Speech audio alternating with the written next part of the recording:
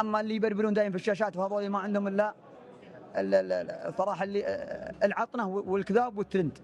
مره عندك انت؟ اي مره هالاشياء هذه ما يدورها الا واحد.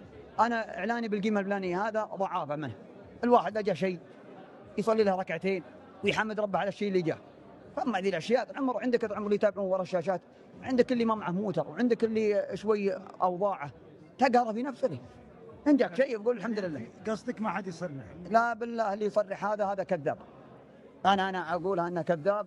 سعود بن محمد القحطاني يقول لكل واحد يصرح انه كذاب ونصاب والله ما عن جدد. اعطيك اياها تصريح حاد. يا ولد في ناس يقولوا اعلاننا بكذا يا رجال ما بشل. خذ العلم مني انا.